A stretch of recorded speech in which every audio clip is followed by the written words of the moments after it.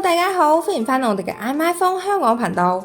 Discord 喺舊年4月推出咗語音頻道嘅全新功能 Discord 音效版，管理者依家可以新增屬於自己服務器嘅專屬音效，讓語音頻道更加嘅精彩。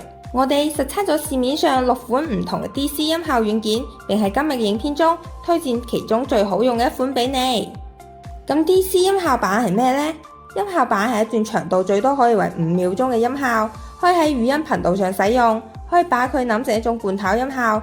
管理者可以上傳屬於自己服務器嘅音效版。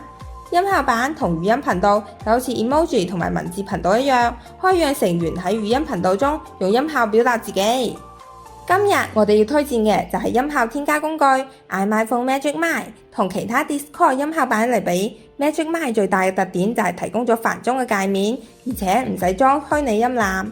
首先點擊說明欄中嘅鏈接，下載並安裝 iMyphone Magic Mic， 撳左下角設定並揀輸入同輸出嘅裝置，撳左側音效庫，揀上方嘅 Discord Magic Mic 會為你揀出更適合喺 Discord 裏面使用嘅各種 DC 音效。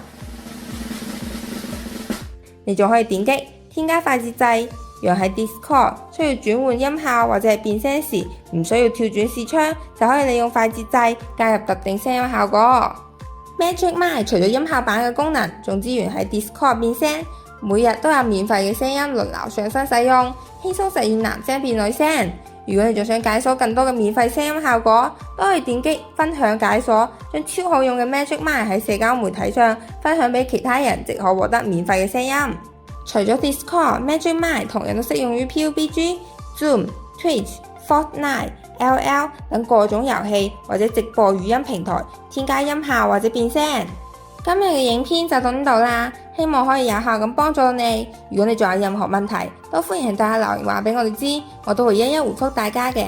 最後唔好忘記 subscribe 我哋嘅 YouTube channel 同撳埋個通知鐘仔啦。我哋下次再見，拜拜。